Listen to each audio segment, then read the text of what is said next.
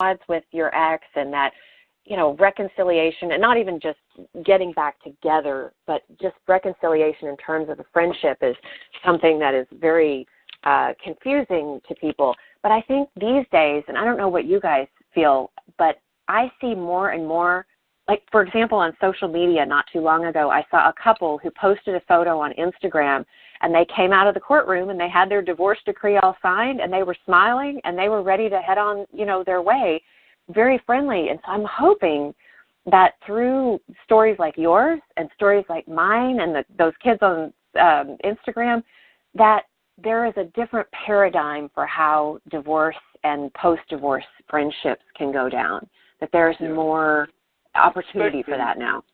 Especially in the modern age, we live in a different world now, and so the old paradigms just don't fit. They don't work anymore. I agree. What do you mind me asking? Even like what you mean by that? What, like, if you could say more about that? Well, sure. I mean, let's take the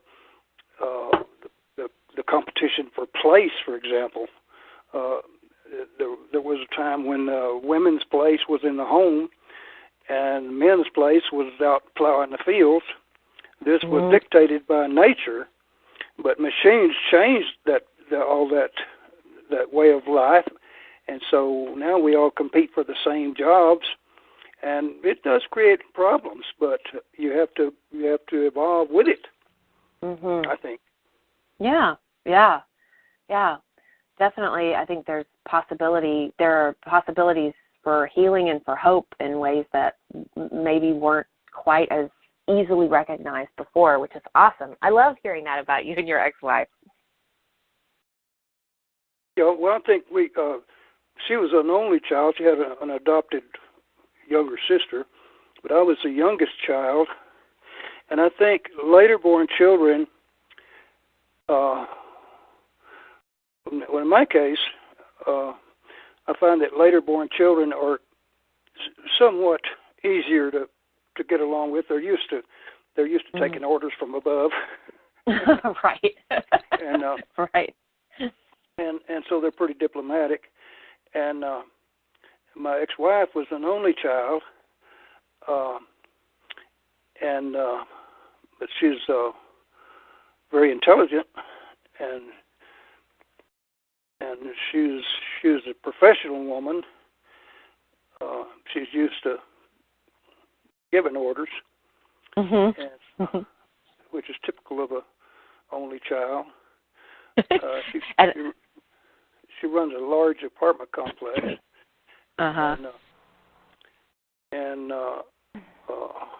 So we that was a conflict while we were married, but once we got a divorce, it became a benefit, I think.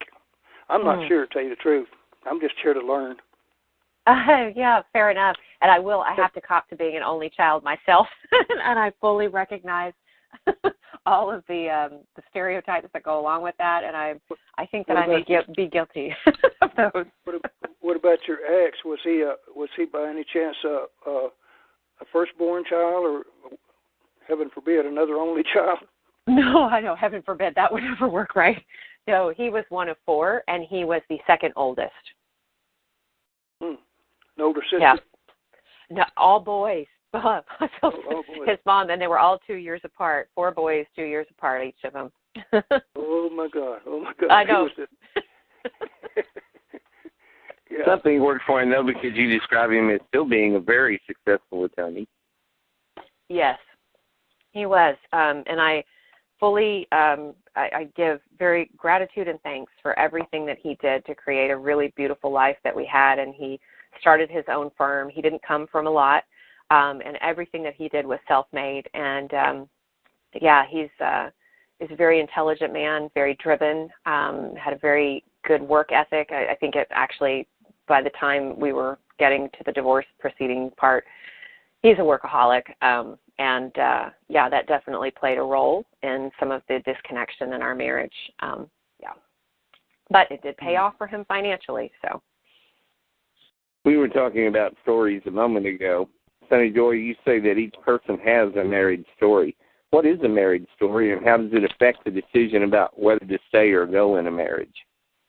Yeah, so I call a marriage story, it's basically, as I mentioned, from the time that we're little, we're basically sponges for the authority figures or the adults around us, and I think nature designed that very specifically. Our brainwave state is pretty slow when we're little. We're in theta wave state from somewhere around age 2 to 7. And it basically means that we're absorbing everything around us, and that's a survival thing. And we, of course, rely on the adults around us to take care of us when we're little. But the thing about that is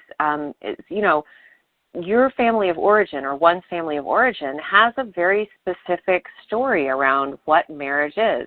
What a woman's or a female role is, or the masculine role in a marriage, what's allowed in a marriage, what isn't allowed. And that's all well and good, but when we hit adulthood, our values may be vastly different than what they were when we were being raised. And what I find happening for a lot of my clients is that they have this marriage story that they've been handed by family of origin or culture or religion, and then they hit adulthood. Oh, I'm sorry, go ahead. Yeah, I was just agreeing with you. Yeah. So I was raised in a fairly conservative community, and there were very specific messages that I heard at church or from, at summer camp or from just the families that I hung around with in the community. And I used to hear a lot that divorce was not an option. And there are a variety of other things I heard along the way. And when I hit adulthood, I realized, wow, I don't know if that is my truth anymore. But because this stuff is so lodged in our subconscious from being basically sponges from when we're little, often we have a hard time letting go of that marriage story that we were handed.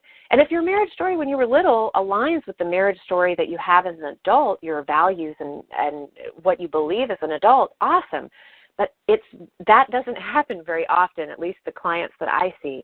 And so it's a matter of letting go of the marriage story that you were given, if it doesn't align anymore as an adult, and defining your own. Did you handle a lot of divorce cases in your practice? No, that I actually, what I normally say is I did enough family law to be dangerous. I did pro bono family law. I did the domestic violence clinic when I was in law school. But no, my practice was primarily in healthcare on the state level in Texas. I worked for a large civil defense firm in Austin, and there were lovely people there. But we did not handle a lot of family law cases, so it was mainly pro bono stuff for law school for me. Hey, Joy, I'd like to welcome another caller from Northeast Texas. Good evening, Northeast Texas. Hello. I guess they're just listening and not going to make a comment or ask a question. Remember, anyone who calls in can make a comment or a question, so feel free to jump right in. I would like to ask you a little about Dr. Martha Beck and about the external self and the internal self and your healing journey. Tell us a little about that. Yeah, so I don't know about you all, but it's funny, once I started opening up to this voice inside that was telling me, okay, this is not your right life, I didn't know what to do with it. But what I have found along the way is that the universe, or I don't know if you believe in God or source or spirit, whatever you want to call it, that there is something like a larger tapestry out there that's coming together. And what I found was that at my lowest point, I was sitting in a doctor's office, and you're trapped by the reading materials they have there. And I had never read O magazine, that's Oprah's magazine. And I picked it up, it fell open to this article written by Dr. Martha Beck, who I'd never heard about. And she talks exactly about what you were just saying, Rich, that external or internal self, or she calls it the essential and the social self. And the light bulb just went off. And I just knew that I needed to just take in more of whatever she was offering. So I went out and I bought every book that she'd published to that point. I read them all in quick succession, and it was once I had that information, I could not unring that bell, and I just knew I needed to stay connected with her organization. I went to a workshop at her ranch in San Luis Obispo in California, and when I was traveling abroad shortly thereafter, I didn't have internet connection for a long time, and I had this buildup of emails that I had not checked, and I had a layover for a couple of days at a place where I had internet access, and I saw the little call for her life coach training, and I thought, God, I've never wanted to be a life coach, but I didn't want to be an attorney anymore. And so it was the first time in my life I'd ever made a decision without making a pro and con list and weighing it and getting afraid of what might happen and all this and that. And it was like straight from my heart to the register now button, and I signed up.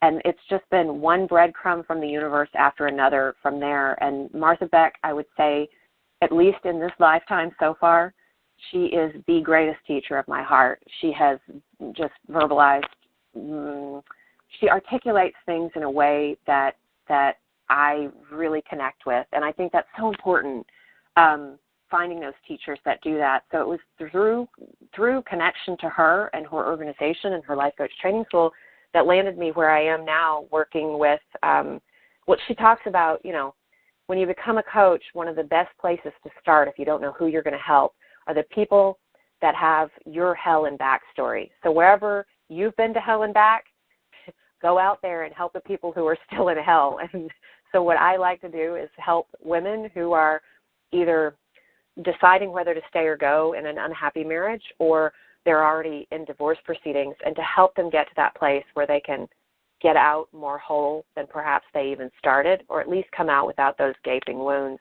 and just, helping people really connect with their right life, whatever that looks like. And Martha Beck was the biggest teacher for me in all of that. I call it living the life that you approve of. Oh, I love that. Where'd you get that? Oh, I don't know, just I read it somewhere, I guess. Yeah. Oh, I love that. Okay, so then I have to ask, are you living a life that you approve of now, or was there ever a point where you weren't and you had to make a change? I'm not fully living, I'm not fully being the person that I know I should be, but there again, there's a lot of... You're moving toward it, so you're working toward it. Yeah, I'm a work in progress, right? I come from a horribly unnatural and abusive family. Well, it sounds like you are. Yeah, absolutely, and it does sound. Tell me where I'm wrong, but it sounds like you are breaking a lot of generational patterns now in the life that you're creating for yourself. We're all on the journey, but it sounds like you're doing. Yeah. Exactly. Yeah, kudos. That it takes, most people fall back into those cycles and just perpetuate them. And for those like you who are stopping the cycles and creating something new for the generations to come, that's amazing. And it takes a lot of work, man, or at least for me. Well, a lot of conscious effort, a lot of conscious concentration. Absolutely. It's persistent, consistent effort. And asking the tough questions of yourself. Yes. And to go back to something we talked about earlier, the thing that healed my relationship with my ex-husband the most was asking some really tough questions, like, what role did I play in creating this? And I was an equal player. How did he react when you sent him that letter? He took it well, I take it. Oh, yeah. And he, to this day, still shakes his head in disbelief, because I don't think, I never would have predicted that I would have had it in me, the capacity to do that, to even see those parts of me that were to blame. And I think he sure as hell didn't, given our history. But, yeah, it was, he still goes back to that letter and says, I can't believe that you wrote that. And even further, every time that we're together, I still find new things that I want to take responsibility for. And I was so afraid. I don't know about other people, but I never liked to take responsibility for anything. I didn't know how to apologize if I'd done something wrong. I just was very, I would just kind of shut down. And what I found is that getting vulnerable and saying where I did something wrong, or that something that just doesn't feel in alignment with my with my integrity and my most authentic self, after a while that practice feels really good. And it's really nice to be able to say the things that connect you to someone else heart to heart, because I'd never really been able to do that before. It's a relief. Exactly. It really is. Even though it feels really scary, or it did to me for a long time, getting vulnerable and saying, I'm sorry, I did this, and getting really, like we said earlier, radically honest, it takes some courage, but I have found that it is one of the most rewarding things in terms of my relationships with other people. Sonny Joy McMillan, in your book, too, you talk about follow the freedom, move toward that which makes you feel most alive. You talk about in Japan, they call it waku waku. You can actually feel it in your body. It's the most reliable GPS for discovering your already installed creative capital. Tell us about that, Sonny. Tell us. Yeah, okay, so this is a fun thing that people actually who are listening can do on their own, and I will just preface it by saying when I was debating whether or not to leave my marriage, it was a decision that I lived in for many, many years, and I find that to be so for my clients as well, that you can stay in that should I stay or should I go zone for decades. And the thing that got me out of that unstuck me and made me know what I needed to do, even if I was afraid to do it, the short of it is, it's a quote from the Buddha, and it's paraphrased in one of Martha Beck's books, and it goes something along the lines of, and the Buddha said this, when you encounter a body of water, you will know it is the ocean because it tastes of salt. In the same way, you will know enlightenment and truth because it tastes of freedom. Not safety, not comfort, but freedom. And I realized, I had so much safety and comfort in my life. We had the perfect life, like straight out of People magazine type thing going on, but I didn't feel free. And I just want to minor digression here. Being in a relationship or being out of a relationship, it doesn't matter. You can be free within a marriage of 50 years. You can be shackled to high heaven as a single person. So this has nothing to do with whether you're in a relationship. To me, the freedom is, go ahead. I'm just agreeing with you. That's absolutely true. It could be. Yeah. You can live with a person all your life and never be intimate with that person. And you can meet a person in 2 minutes and be intimate with that person. Okay, that is so. I could not agree with that more, because I found that to be true. The fast forward. I'll keep the digression going a moment, but fast forward to where I am now, and I met my current partner I've been with for over 6 years, and I was with my ex-husband for, by the time the divorce was all said and done, about 15 years, and we never had the level of intimacy or connection that I do with my current partner that happened within about a week of us meeting. And it's just crazy to me. I have never felt more free, but the freedom comes from the person that you're being with, in my opinion, supporting your most authentic, essential self. And I, at that point, did not feel supported in that at all. And I think that was not just my ex-husband's doing. That was me.